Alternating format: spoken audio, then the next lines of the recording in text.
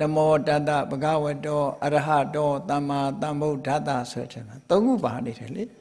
Arahato ဆိုတာအရဟံကိုပြောတာ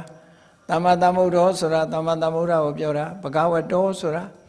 နော်ဒီဘဂဝါဂုဏ်တော်ကိုပြောတာဟောဂုဏ်တော်သုံးပါသုံးမျိုးဟာဒါအမြဲတမ်းအရေးပါတယ်ပေါ့ဒါကြောင့်မို့ဒီနေ့မြတ်ဗုဒ္ဓရဲ့အရဟံဂုဏ်တော်ဆိုတာကိုသိရှိနားလည်ကြရအောင်စာပေကျမ်းဂန်မှာဘယ်လိုရေးသားထားတယ်လဲဘယ်လိုရှင်းထားတယ်လဲဆိုတာနားလည်ဖို့အမြဲတမ်းအရေးကြီးတယ်စကားလုံးလေးကသုံးလုံးနဲ့ပဲရှိတယ်အခရာသုံးလုံးနဲ့ပေါင်းစပ်ပြီးတော့ဖွင့်ပြထားတဲ့စကားလုံးလေးဟာအယေရယေဟာယေဒီသုံးလုံးလေးပဲဖြစ်ပြီပဲလို့အဓိပ္ပာယ်တွေဖွင့်ဆိုထားတဲ့အခါကျတော့အ ਨੇ ဆုံးဒီစကားလုံးလေးကဖော်ပြတာအဓိပ္ပာယ်၅မျိုးတဲ့ဖော်ပြထားတာရှိတယ်ပေါ့နော်အဲ့ဒီဖော်ပြထားတဲ့အတိုင်းဘုန်းကြီးတို့တွေ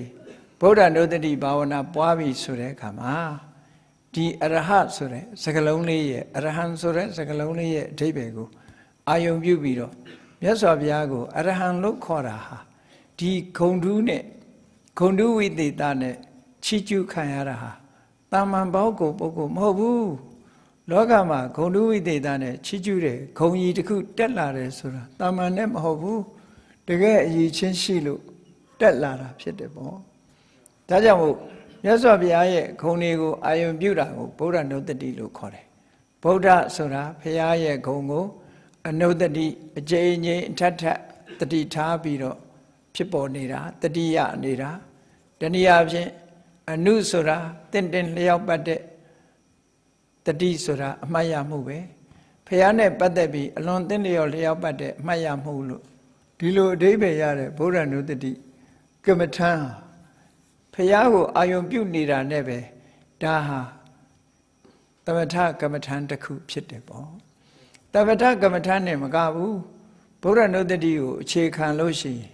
ဗုဒ္ဓနုတ္တိကမ္မထံသည်ဝိပဿနာဉာဏ်ဖြစ်စေဖို့အတွက်ကြီးမားသောအထောက်အကူတစ်ခုဖြစ်တယ်ပေါ့